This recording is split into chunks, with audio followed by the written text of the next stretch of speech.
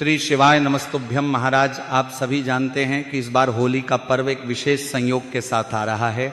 इस वर्ष होली के दिन ही साल का पहला और सबसे लंबा चंद्र ग्रहण लगने जा रहा है।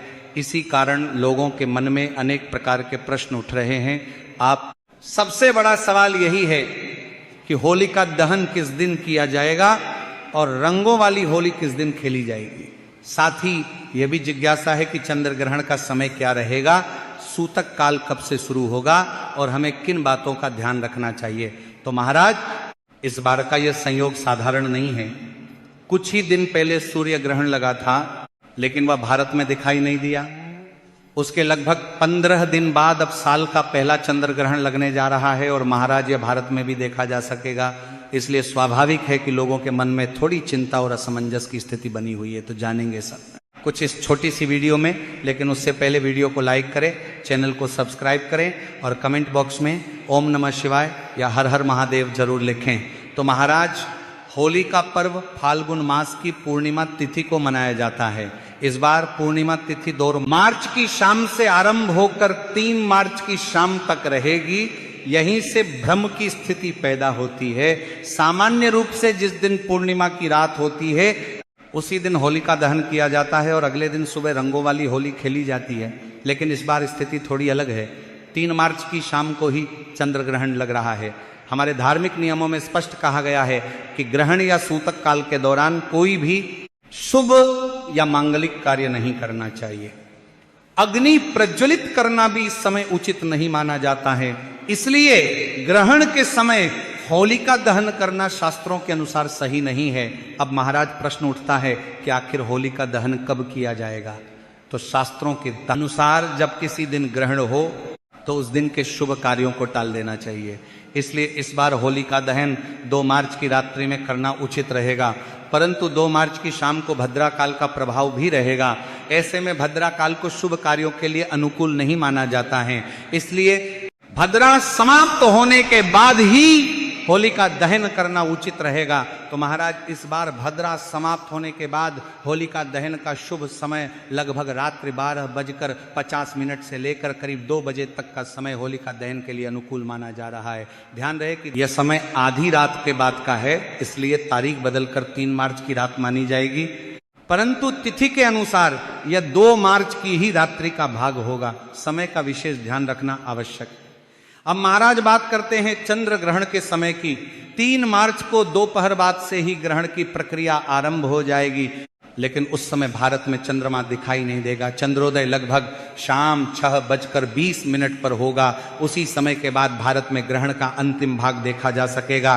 ग्रहण की समाप्ति लगभग शाम 6:45 के आसपास मानी जा रही है। इसका अर्थ है कि हमारे यहाँ ग्रहण लगभग 20 से 25 मिनट तक ही दिखाई देगा। ऐसे में इसका सूतक काल भी भारत में मान्य होगा। चंद्र ग्रहण का सूतक काल ग्रहण से लगभग 9 घंटे पहले प्रारंभ हो जाता है। ज्योतिषीय गणना के अनुसार 3 मार्च को सुबह लगभग 9:39 से सूतक काल आरंभ हो जाएगा।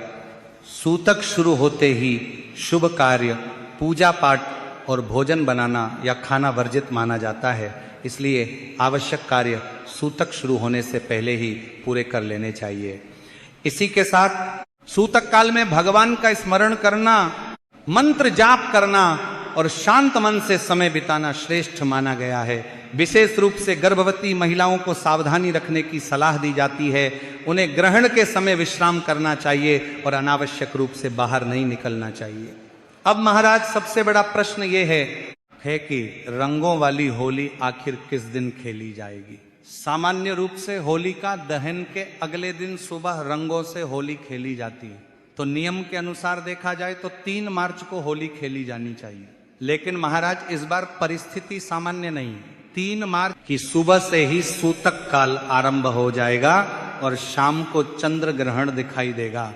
हमारे शास्त्रों में स्पष्ट कहा गया है कि सूतक और ग्रहण के दिन उत्सव, आनंद और मांगलिक कार्यों से दूर रहना चाहिए। होली एक हर्ष और उल्लास का पर्व है जिसमें रंग, अबीर, गुलाल संगीत और उत्साह शामिल होता है। इसलिए सूतक काल में होली खेलना उचित नहीं माना गया है। यही कारण है कि इस बार 3 मार्च को रंगों वाली होली नहीं मनाई जाएगी। उस दिन शांत रहकर भगवान का स्मरण करना अधिक शुभ माना जाएगा। ग्रहण समाप्त होने के बाद भी उसी दिन उत्सव मनाना उचित नहीं रहेगा, क्योंकि उस दिन पूर्णिमा तिथि का अंत भी हो जाएगा और पूरा दिन ग्रहण के प्रभाव में रहेगा। तो महाराज इसीलिए इस वर्ष रंगों वाली होली 4 मार्च 2026 बुधवार के दिन मनाई जाएगी। उस दिन न तो सूतक रहेगा और न ही ग्रहण का कोई प्रभाव होगा। वातावरण पूरी तरह शुद्ध माना जाएगा और लोग निश्चिंत होकर रंगों का आनंद ले सकेंगे। अब महाराज ग्रहण के दौरान किन सावधानियों का पालन करना है यह भी जान लेना आवश्यक है। सूतक काल शुरू होने से पहले ही भोजन बना लेना चाहिए। खाने पीने की वस्तुओं में तुलसी पत्र रख देना शुभ माना जाता है, इससे नकारात्मक प्रभाव नहीं पड़ता है। सूतक शुरू होने के बाद नया भोजन बनाना या खाना उचित नहीं समझा जाता है। इसी के साथ ग्रहण और सूतक के समय कैंची, चाकू, सुई जैसे नुकीले औजारों का उपयोग नहीं करना चाहिए। सिलाई कढ़ाई से भी बचना चाहिए। इस समय मन को शांत रखकर भगवान का नाम जपना सबसे उत्तम माना गया है। घर के अंदर रहना और अनावश्यक बाहर न निकलना भी उचित माना जाता है। गर्भवती महिलाओं को विशेष सावधानी रखने की सलाह दी जाती है। उन्हें ग्रहण के समय आराम करना चाहिए और किसी प्रकार का भारी कार्य नहीं करना चाहिए। परंपराओं के अनुसार वे अपने पास धार्मिक प्रतीक या पवित्र वस्तु रख सकती हैं और भगवान का ध्यान कर सकती हैं। सबसे महत्वपूर्ण बात यह है कि मन में भय न रखें, बल्कि श्रद्धा और संयम बनाए रखें। जैसे ही ग्रहण समाप्त होगा उसके बाद स्नान करना चाहिए। गंगा जल, मिले जल से स्नान करना शुभ माना जाता है। घर में भी गंगा जल का छिड़काव किया जा सकता है। इसके बाद साफ वस्त्र धारण करने चाहिए। घर की सफाई करना और नमक मिले पानी से पोछा लगाना भी शुद्धि का प्रतीक माना जाता है। इसी के साथ ग्रहण समाप्ति के बाद दान पुण्य करना अत्यंत फलदायी माना गया है। जरूरतमंदों को अन्न, वस्त्र या अपनी सामर्थ्य के अनुसार दान देना शुभ फल प्रदान करता है। इस समय किया गया जप और दान कई गुना फल देता है। महाराज इस प्रकार इस वर्ष होली और चंद्र ग्रहण का यह विशेष संयोग हमें सावधानी, श्रद्धा और नियम पालन का संदेश देता है।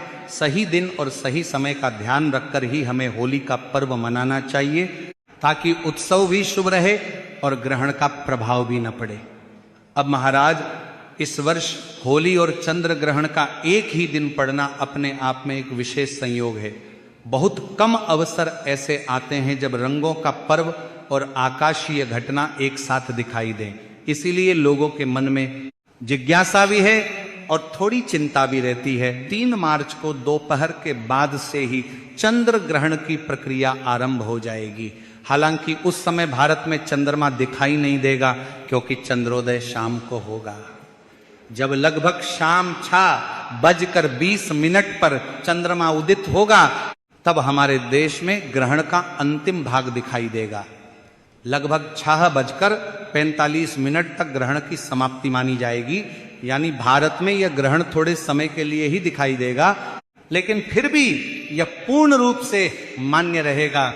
चंद्र ग्रहण का सूतक काल 9 घंटे पहले से प्रारंभ होता है। इसलिए सुबह से ही वातावरण में ग्रहण का प्रभाव माना जाएगा।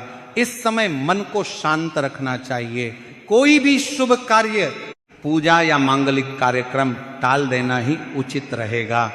यदि घर में पहले से कोई आवश्यक पूजा करनी हो तो उसे सूतक शुरू होने से पहले पूरा कर लेना चाहिए। इसी के साथ ग्रहण के दौरान यह माना जाता है कि वातावरण में सूक्ष्म परिवर्तन होते हैं, इसलिए भोजन को ढककर रखना चाहिए और खाने पीने की वस्तुओं में तुलसी पत्र रख देना चाहिए। ये परंपरा पीढ़ियों से चली आ रही है और लोग इसे श्रद्धा से निभाते हैं।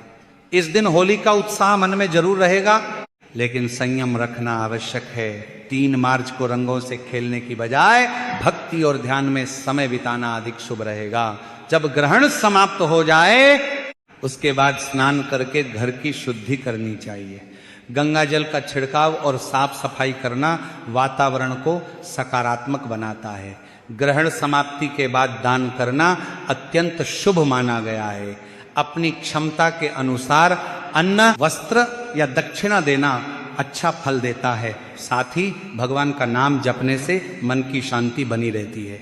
अब महाराज, जहां तक राशि और नक्षत्र की बात है, यह ग्रहण सिंह राशि और पूर्व फाल्गुनी नक्षत्र में लग रहा है, ऐसी मान्यता है। इसलिए जिन लोगों की सिंह राशि है उन्हें इस दिन विशेष सावधानी और संयम रखने की सलाह दी जाती है।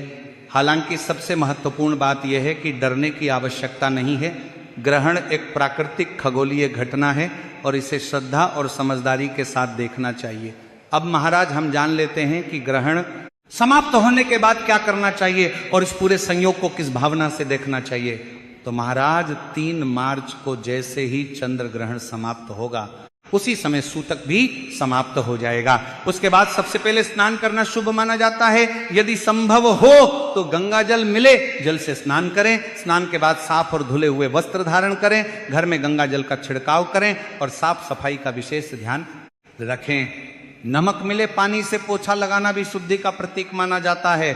ग्रहण के बाद पुराने पहने हुए कपड़ों को दोबारा न पहने, रसोई घर की भी शुद्धि करें और ताजा भोजन बनाएं। यदि आपने सूतक से पहले होलिका दहन की राख अपने घर रखी हो तो उसे श्रद्धा से सुरक्षित रखें। कई लोग होलिका की राख को शुभ मानकर माथे पर लगाते हैं या घर में रखते हैं। यह आस्था का विषय है और इसे श्रद्धा के साथ ही करना चाहिए। ग्रहण की समाप्ति के बाद दान पुण्य करना अत्यंत शुभ माना गया है। सामर्थ्य के अनुसार अन्न, वस्त्र, धन या जरूरतमंदों की सहायता करना कई गुना फल देने वाला माना जाता है।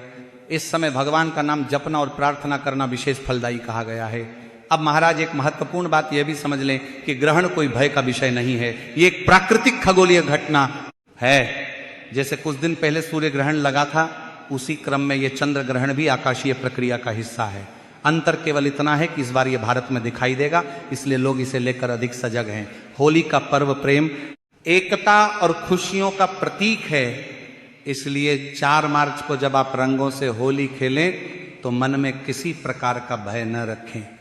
ग्रहण समाप्त हो चुका होगा, वातावरण सामान्य हो जाएगा और चैत्र मास का आरंभ भी हो जाएगा।